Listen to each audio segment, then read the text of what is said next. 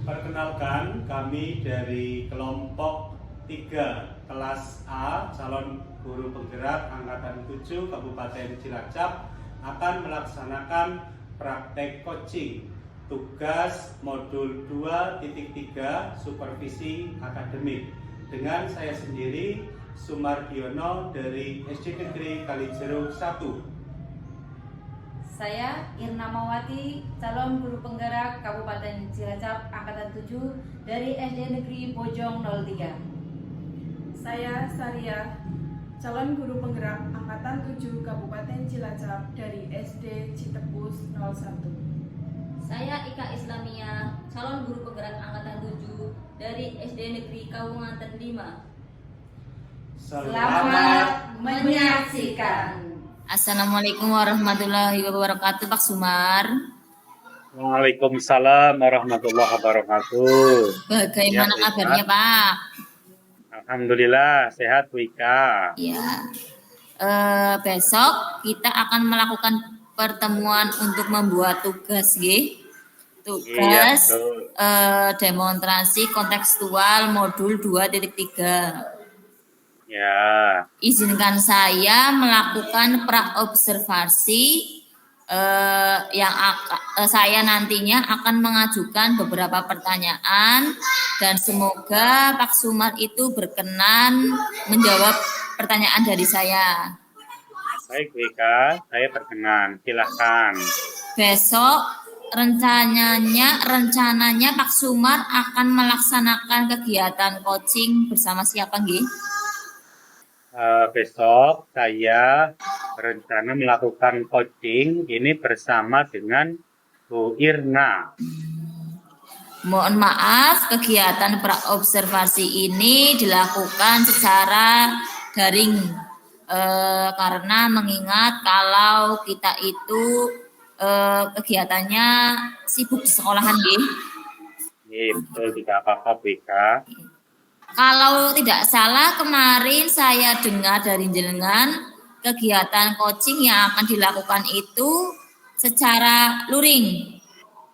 Betul Bu Ika, besok rencananya akan dilakukan secara tatap muka langsung, kebetulan di sekolah saya. Gitu. Gitu.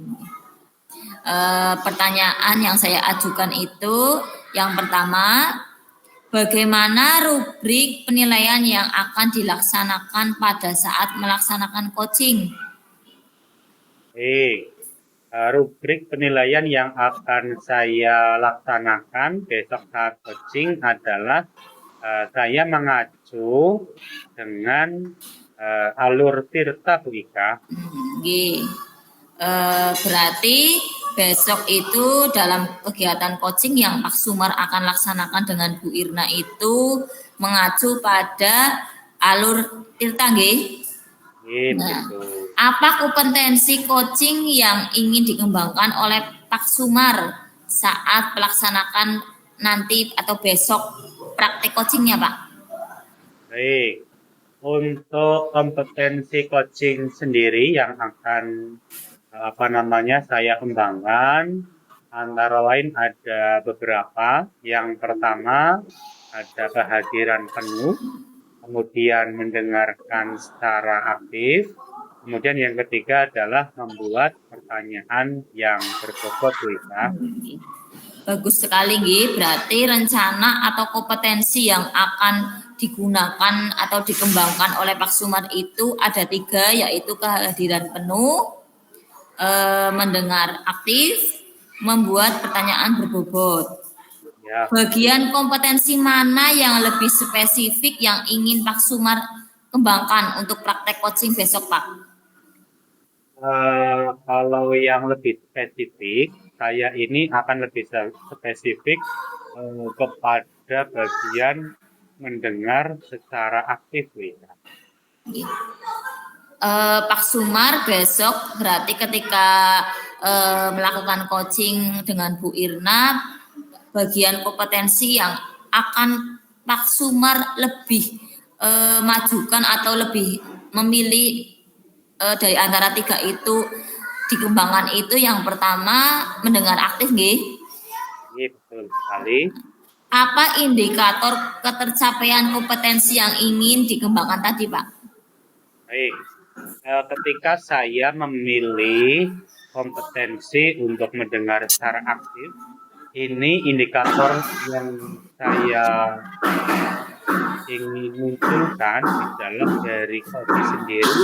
Ketika saya mendengar secara aktif, maka nantinya koci akan dapat menemukan ide atas permasalahan yang koci tersebut alami. Itu Bu Ika. Oke. Semoga besok sesuai apa yang Pak Sumar harapkan, nggih. Oke, untuk pelaksanaan coachingnya rencananya dilaksanakan jadi besok, Pak. Insya Allah hari besok akan dilaksanakan di sekolah saya, Bu Ika. Sudah janjian nggih sama Bu Irna? Insya Allah sudah. Oke, baik. Terima kasih Pak Sumar atas waktunya. Silakan Pak Sumar supaya mempersiapkan praktek coaching yang akan dilaksanakan besok. Semoga berjalan dengan lancar dan tujuan serta kompetensi yang ingin dikembangkan bisa tercapai. Oke, Bu. Oke, Pak. Saya ingin izin besok itu melakukan observasi, nggih. Dan izin saya rekam juga ketika Pak Sumar itu praktik coaching bersama Bu Irna. Boleh Pak Sumar? Boleh Bu, silakan. Terima kasih atas waktunya. Terima kasih sudah berkenan menjawab pertanyaan dari saya. Sampai jumpa besok ya Pak Sumar. Siap Bu Ika. Wassalamualaikum warahmatullahi wabarakatuh. Waalaikumsalam warahmatullahi wabarakatuh. Waalaikumsalam warahmatullahi wabarakatuh. Waalaikumsalam warahmatullahi wabarakatuh. Dalam kali ini saya bertugas menjadi pengamat observasi proses praktek coaching dalam pencapaian atau permasalahan perencanaan pembelajaran. Iya, begitu ya.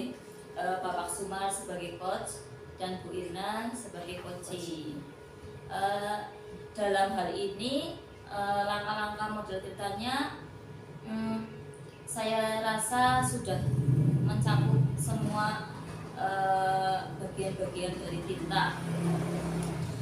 Yang pertama dengan saya jabarkan yaitu tujuan, menyampaikan tujuan coaching. Di sini menyampaikan atau menanyakan rencana pertemuan atau rencana pembelajaran yang monoton ya Bu, yang mempunyai pembelajaran monoton, bagaimana pemecahannya, ya ingin menjadi lebih baik. Coach juga menanyakan tujuan menciptakan pembelajaran yang menarik agar anak semangat dalam pembelajaran. Dalam identifikasi masalah itu memberikan pertanyaan-pertanyaan umpan balik yang mengarah pada identifikasi potensi coach. Di sini penanya atau coach juga menanyakan indikator keberhasilan dari permasalahan yang Bu Irna dapati. Bu Irna juga berinovasi, ingin menjadikan pembelajaran yang inovatif, menarik dengan model NHT ya Bu. Betul, salah satunya itu. Coach juga menanyakan skala 1 sampai 10 dan Bu Irna menjawab 6 dan Pak Sumar juga merasa itu lebih dari 50%, sudah dikatakan sudah baik lah. Coach Bu Irna juga menyampaikan rencana aksi, memberikan pertanyaan-pertanyaan dan umpan balik mengenai rencana aksi coach dalam menyelesaikan permasalahannya. Di sini Pak Sumar menanyakan aksi nyata yang harus Bu Irna lakukan. Di sini Bu Irna melakukan pembelajaran lebih apa itu ide-ide number no begitu gitu. Iya, ikuti game, bernyanyi atau mungkin kesenian tergantung murid-murid kita dalam minatnya.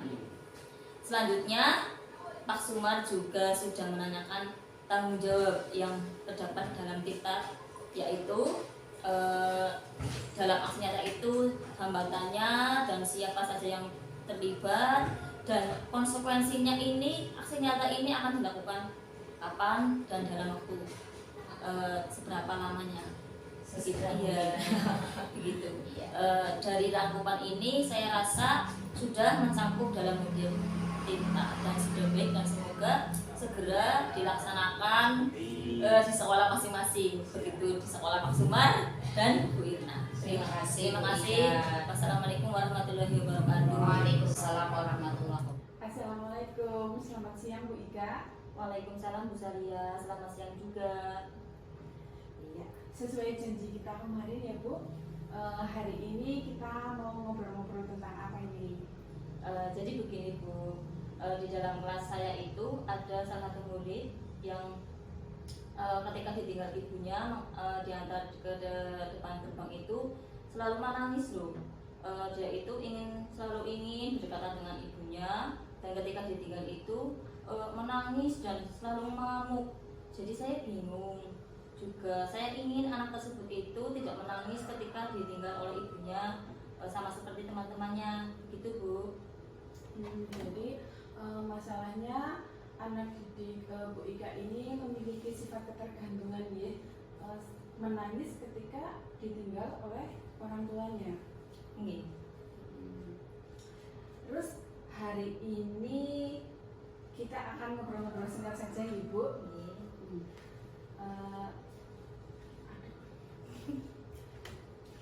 Apa yang Bu Ika inginkan di akhir obrolan kita ini?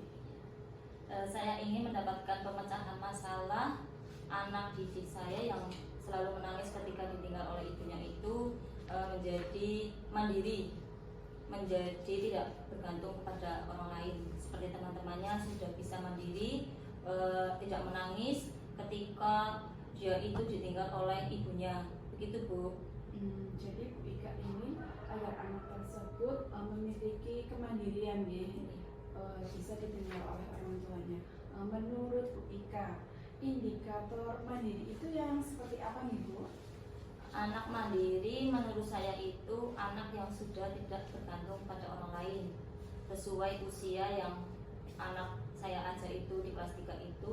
Menurut saya itu anak yang sudah harus memiliki tanggung jawab, tidak bergantung pada orang lain, mandiri. Begitu Bu Saria. Iya. Jadi menurut Bu Ika, indikator anak mandiri itu anak yang tidak tergantung dengan orang tua, dan dia mampu melakukan hal kecil. Dia sudah mampu melaksanakannya sendiri. Iya. Menurut Bu Ika, kenapa anak tersebut bisa menangis ketika ditinggal oleh orang tuanya? Jadi menurut saya itu ada berbagai hal anak tersebut ditinggal oleh orang tuanya.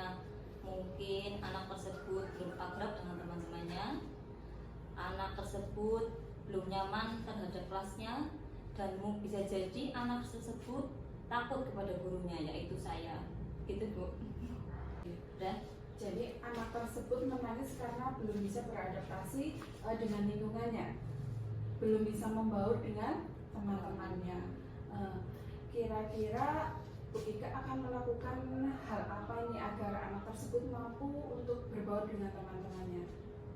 Sepertinya saya akan menciptakan lingkungan belajar yang menyenangkan, membuat atau mempersiapkan permainan edukatif atau macam-macam permainan edukatif, kemudian melaksanakan pembelajaran yang beragam dan menyenangkan, serta saya mencoba ingin menerapkan ketika anak membuat karya atau bukti karya, anak tersebut ikut langsung membuat, menempelkannya, sehingga anak tersebut merasa bahwa ini kelas saya, bahwa kelas saya indah, gitu Bu. Bagus sekali Bu Ika.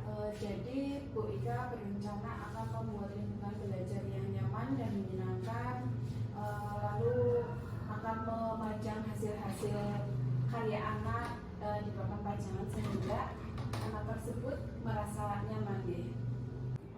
Wah, menarik sekali itu Bu Ika.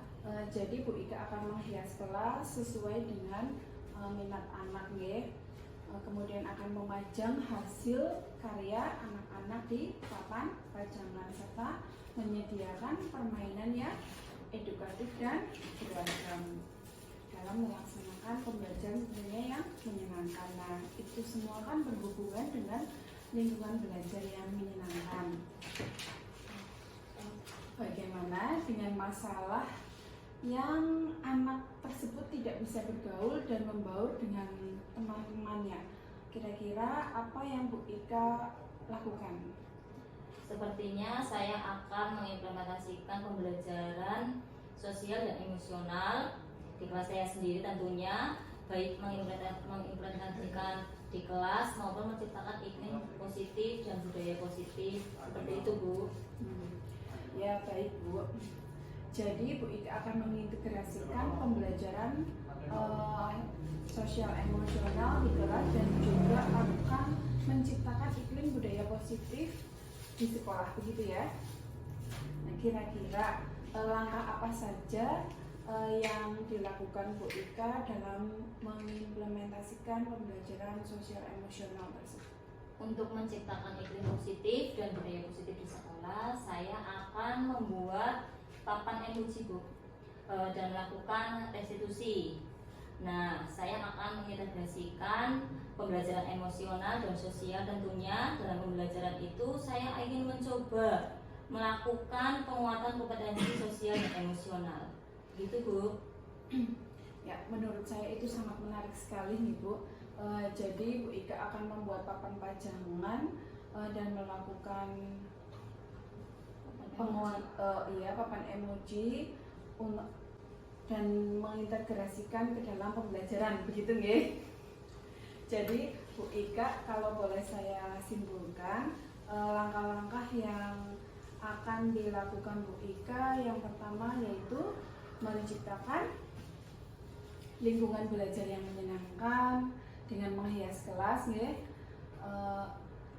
dengan permainan edukatif yang bervariasi dan melaksanakan pembelajaran yang menyenangkan dengan memajang hasil karya anak di papan pajangan sehingga anak-anak akan merasa nyaman serta akan mengimplementasikan pembelajaran sosial emosional di kelas.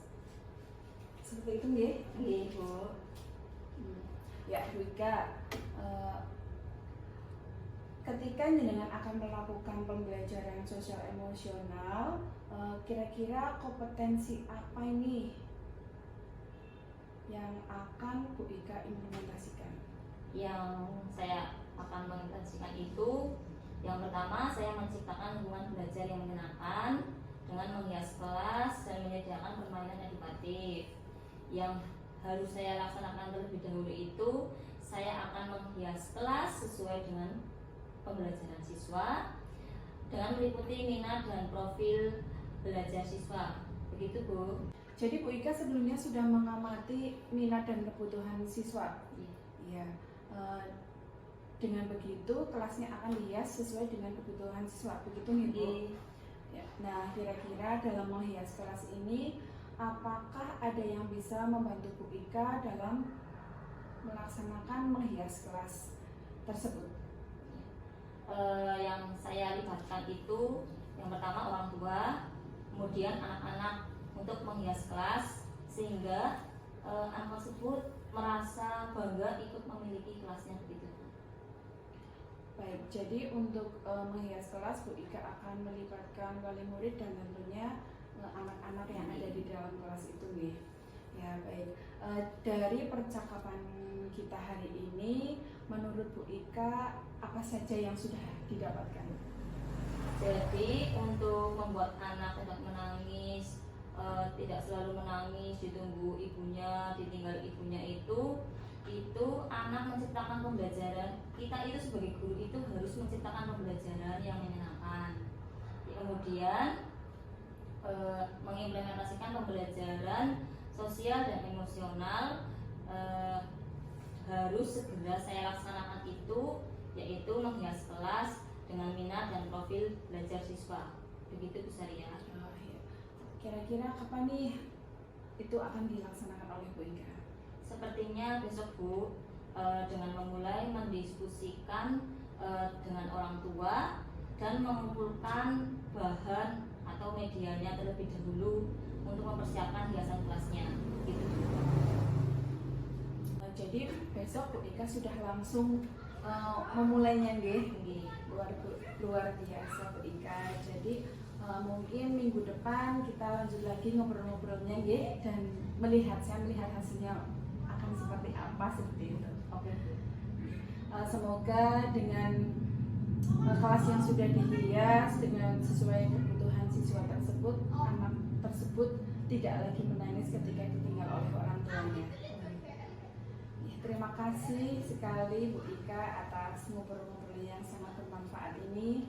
Saya juga berterima kasih Bu, terima kasih atas waktunya. Maaf mengganggu.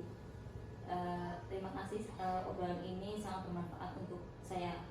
Gitu Bu. Ya, sama-sama Bu Ika. Berarti saya tutup ya Bu. Ye. Assalamualaikum warahmatullahi wabarakatuh. Waalaikumsalam warahmatullahi wabarakatuh. Assalamualaikum warahmatullahi wabarakatuh. Pak Sumar. Waalaikumsalam warahmatullahi wabarakatuh, Bu Ika. Selamat siang, dan bagaimana kabarnya hari ini? Selamat siang, alhamdulillah kabar hari ini saya dalam keadaan sehat dan bahagia tentu saja. Pak Sumar, sesuai janji kita kemarin, hari ini kita akan berbincang-bincang sebentar. Iya. Nah, betul. dalam percakapan kita ini apa yang Pak Sumar itu akan bahas? Ya, baik Bu Ika. Pertama saya mengucapkan terima kasih karena Bu Ika telah menyempatkan waktu di tengah kesibukan Bu Ika dan mau ngobrol santai dengan saya. Dalam kesempatan kali ini saya ingin menyampaikan sebuah unek-unek Bu Ika. Ini unek-unek saya yang sebenarnya sudah cukup lama ingin saya sampaikan, namun kesempatannya baru kali ini dapat dilaksanakan. Unek-unek saya yaitu saya ini diberi tugas oleh kepala sekolah ini untuk mengaku kelas 5. Sudah 2 tahun ini berarti. Pada tahun ajaran pertama yaitu tahun 2021-2022 ini kita tentu saja tahu bahwa dunia ini terdampak COVID-19. Nah, sehingga tidak lepas di bidang pendidikan dan termasuk sekolah saya. Pada saat itu terdapat seorang murid yang di kelas sebelumnya ini mengalami keterlambatan dalam proses membaca dan juga berhitung. Namun karena kondisi pandemi tersebut tadi, sehingga semua murid ini supaya melanjutkan kelas ataupun naik kelas. Nah, pada tahun ini kebetulan di kelas saya bertemu dengan murid tersebut dengan kondisi di mana dia mengalami kesulitan di dalam kemampuannya membaca dan juga berhitung. Ini tentu saja menjadi sebuah hambatan karena di kelas atas ini merupakan kemampuan mendasar yang harus dikuasai, namun belum dikuasai oleh siswa. Nah, kurang lebih itu pembicaraan kita Bu Ika pada kesempatan kali ini. Oh, jadi di dalam kelasnya Pak Sumar itu ada murid yang belum atau terlambat membaca berhitung gitu Pak? Iya, betul sekali Bu Ika. Dikarenakan pada tahun sebelumnya itu terjadi corona dan kita itu diwajibkan atau tidak boleh meninggalkan atau tinggal kelas ya Pak? Betul sekali Bu Ika. Nah, berarti dalam perbincangan kali ini menurut Pak Sumar itu tujuan dari pertemuan kita ini untuk apa Pak? Baik, tujuan dari obrolan kita kali ini Bu Ika, itu saya ingin menemukan sebuah solusi Bu Ika, solusi di mana bagaimana caranya saya itu dapat memenuhi kebutuhan dari murid tersebut. Kebutuhan utamanya yang saya targetkan itu adalah kemampuan dasarnya, yaitu membaca dan juga berhitung. Itu tujuannya mereka. Berarti tujuan dari pertemuan ini menurut Pak Sumar itu mencari solusi supaya anak tersebut itu yang tertinggal membaca, berhitung itu bisa mengejar teman-temannya gitu. Betul. Apakah ukuran keberhasilan pertemuan itu menurut Pak Sumar itu yang harus dicapai itu? Ya, ukuran dari keberhasilan itu kalau menurut saya adalah nantinya anak tersebut atau murid tersebut ini nanti akan mengalami perubahan ke arah yang lebih baik tentu saja. Dari yang tadinya anak tersebut atau murid tersebut ini belum dapat membaca dengan baik, nanti dapat membaca dengan baik. Yang tadinya kemampuan berhitungnya masih lemah, nantinya kemampuan berhitungnya ini semakin lancar, semakin baik. Seperti itu, Bu Ika. Jadi keberhasilan pertemuan ini menurut Pak Sumar itu anak tersebut semakin lancar dalam membaca, semakin lancar dalam berhitung. Indikator apa agar anak tersebut lancar membaca, berhitungnya juga bisa mengajar teman-teman lain? Menurut Bapak Sumar itu indikator yang bagaimana dan seperti apa? Baik, indikatornya ini kalau menurut saya anak tersebut nantinya ini setelah dilakukan dengan berbagai hal, ini murid tersebut ini pertama dia tentu saja mampu untuk membaca materi, membaca teks, kemudian dapat mengikuti pembelajaran di kelas dengan baik. Kemudian juga murid tersebut nantinya ini dapat menghitung dan juga mengerjakan tugas dan juga ulangan sebagaimana teman-teman yang lain di kelasnya, seperti itu. Menurut Pak Sumar tadi yang saya rangkum itu indikator yang agar dapat dicapai itu mampu membaca materi, membaca teks, berhitung dengan lancar atau berhitung dengan semestinya anak ukuran kelas 5. Ya. Dari skala 1 hingga 10, di mana posisi Bapak Sumar itu dalam pencapaian tujuan yang sudah dilakukan oleh Pak Sumar? Baik, kalau saya mengukur kondisi saat ini kalau 1 sampai dengan 10 saya kira saya masih dalam posisi 5, Bu Ika. Untuk skala 5 itu berarti masih 50%, nggih? Betul. Ya, berarti Pak Sumar ini masih bimbang mana yang perlu Betul saya sekali, lakukan, Bu Ika. mana yang segera dan Iya. dalam waktu panjang saya akan berkelanjutan. Apa kekuatan Pak Sumar itu dalam mencapai tujuan tersebut, Pak?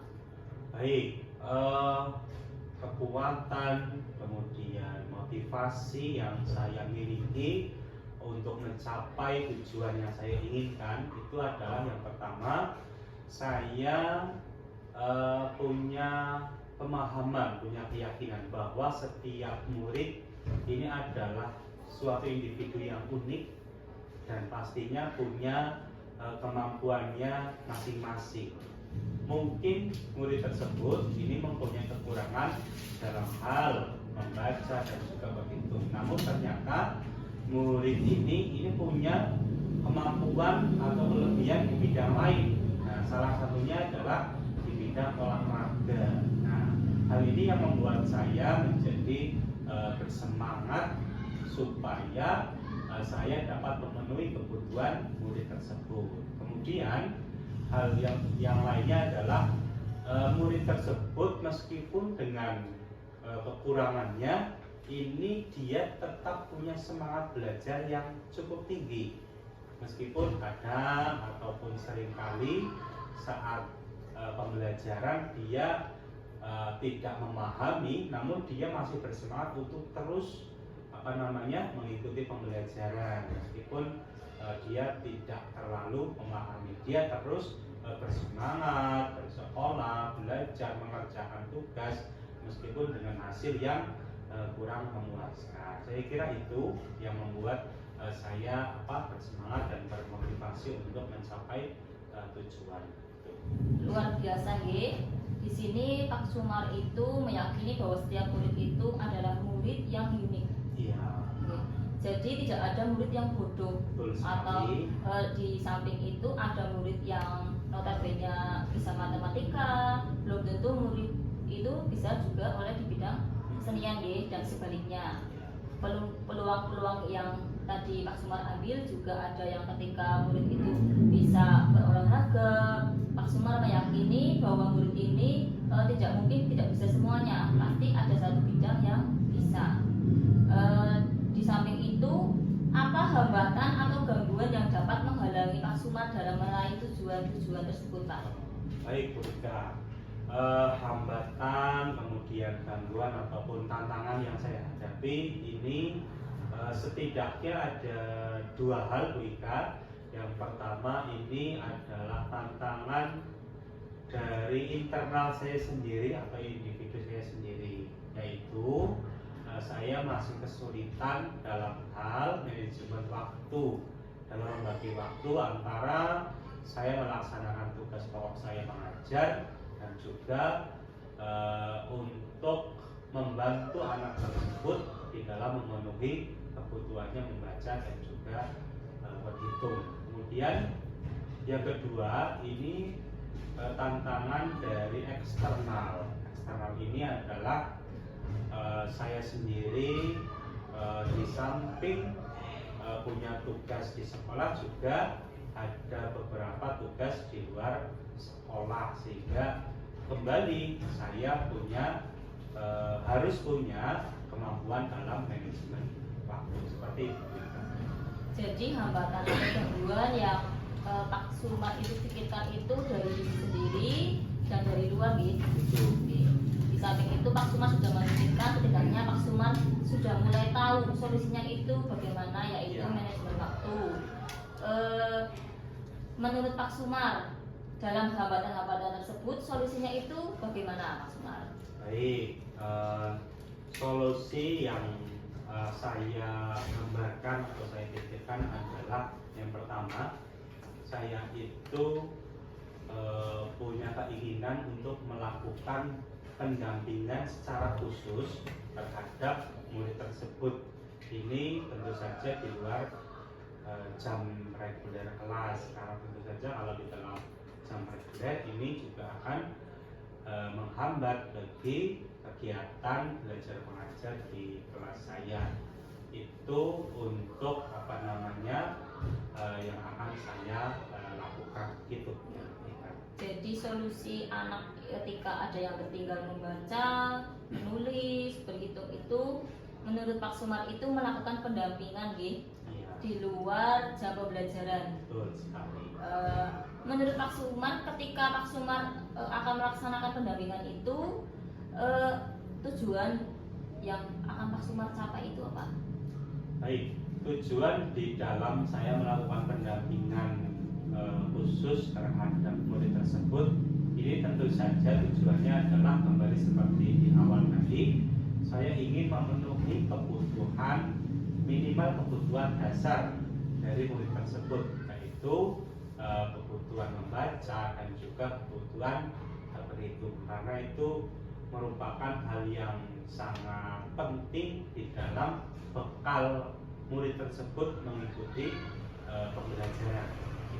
Dari rencana aksi yang akan Pak Sumar lakukan itu, adakah prioritasnya, Pak?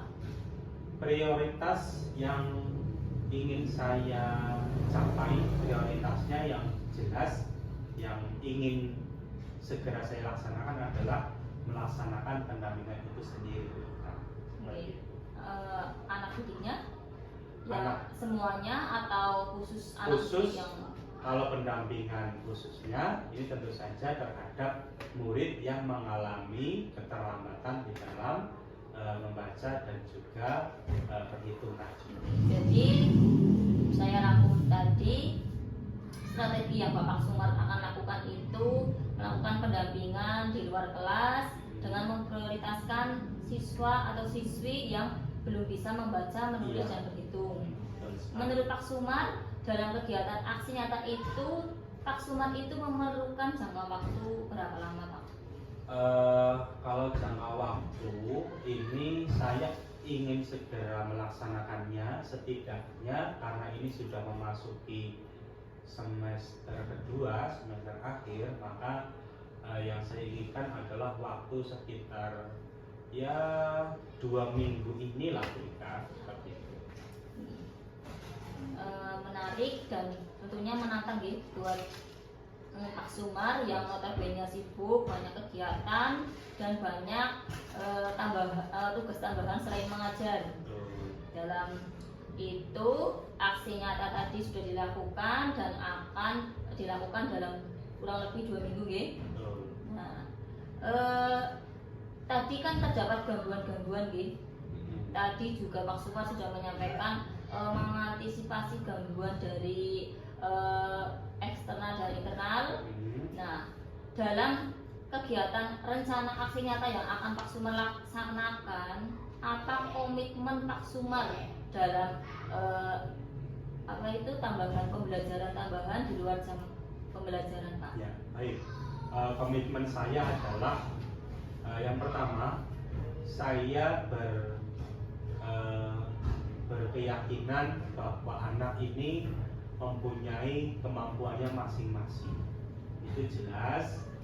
Ada anak tersebut contohnya dia punya kekurangan dalam hal membaca dan juga berhitung, namun dia punya kelebihan di dalam bidang lain, salah satunya adalah olahraga. Kemudian komitmen yang berikutnya, ini saya sebagai seorang guru ini punya tugas, baik itu secara kedinasan maupun secara moral, ini ingin membuat murid saya ini mendapatkan hasil yang terbaik, mempunyai semua kebutuhannya ini dapat tercapai, sehingga saya ingin memaksimalkan peran saya sebagai pendidik terhadap murid tersebut. Kurang lebihnya seperti itu. Luar biasa. Tadi Pak Sumar menyampaikan komitmen apa yang akan Bapak lakukan, yaitu berkeyakinan kemampuan pendidik kita itu, peserta didik itu dengan kemampuannya masing-masing dan mendapat hasil yang semaksimal mungkin. Sungguh luar biasa. Dan menurut Pak Sumar, siapa saja yang dapat membantu dalam kegiatan itu, Pak? Oh, baik. Kalau siapa saja yang dapat membantu, tentu saja karena saya berada di lingkungan instansi sekolah, maka yang pertama adalah pimpinan saya, yaitu kepala sekolah. Kemudian berikutnya adalah rekan-rekan guru. Kemudian yang ketiga adalah murid-murid saya. Luar biasa. Jadi yang akan membantu Pak Sumar itu kepala sekolah, rekan guru, dan murid. Semoga dilancarkan dalam kegiatan atau permasalahan-permasalahan yang Pak Sumar itu akan lakukan. Jadi kalau boleh saya rangkum, tadi Pak Sumar terdapat masalah anak didik yang tidak bisa membaca, menulis, dan berhitung. Dan Pak Sumar akan melakukan atau bersemangat mencari solusi dan sudah menemukannya, yaitu menambah jam pembelajaran atau pembelajaran di luar jam pembelajaran tambahan gitu. Jadi solusinya dari pertemuan kita ini menurut Pak Sumar apa, Pak? Baik, dari hasil perbincangan kemudian obrolan kita pada siang hari ini yang jelas secara umum saya ini menjadi lebih lega, Bu Ika, karena saya sudah menyampaikan apa yang menjadi unek-unek saya, sehingga sekarang saya jadi tahu, oh ternyata apa yang selama ini saya hanya menggambarkan. Nah, sekarang saya jadi mantap, jadi plong bahwa itu ternyata merupakan langkah-langkah yang strategis, langkah-langkah yang cukup baik untuk dapat saya laksanakan di dalam memenuhi kebutuhan murid saya tadi. Gitu Bika. Luar biasa, dari aksi nyata tadi dan solusi pertemuan ini, menurut Pak Sumar tadi kan ada yang menyampaikan terdapat 2 minggu nih, kurang lebih nih, dalam pembelajaran tambahan. Nah, dalam 2 minggu itu kapan waktu yang pasti akan mulai dilakukan, Pak? Kalau waktu yang mulai akan dilakukan ini, gambaran saya adalah dalam 2 minggu adalah target paling lama ya. Kemudian kalau paling cepatnya dalam setiap minggunya ini setidaknya saya dapat melakukan pendampingan itu 2 sampai 3 kali di dalam seminggunya, gitu Bu Ika. Luar biasa Pak Sumar, saya sangat antusias dengan hasilnya. Jadi kita bisa menerapkan aksi-aksi tambahan pembelajaran di luar jam pembelajaran, nggih. Betul. Oke. Sepertinya terdapat sudah terpecahkan solusi dalam pertemuan kali ini. Nah, saya menunggu hasilnya. Tadi kan Pak Sumar bilang 2 minggu, nggih. Ya. Bagaimana kalau 2 minggu ke depan kita bertemu lagi dalam perbincangan kali ini? Saya menunggu keberhasilannya Pak Sumar melakukan aksi nyata tersebut. Siap, nanti akan saya segera kabari Ika dan akan saya sampaikan apa yang telah saya capai. Oke, semoga pertemuan kali ini bermanfaat untuk kita, nggih. Amin. Saya akhiri. Wassalamualaikum warahmatullahi wabarakatuh. Waalaikumsalam warahmatullahi wabarakatuh. Terima kasih, semoga video ini bermanfaat. Wassalamualaikum warahmatullahi wabarakatuh.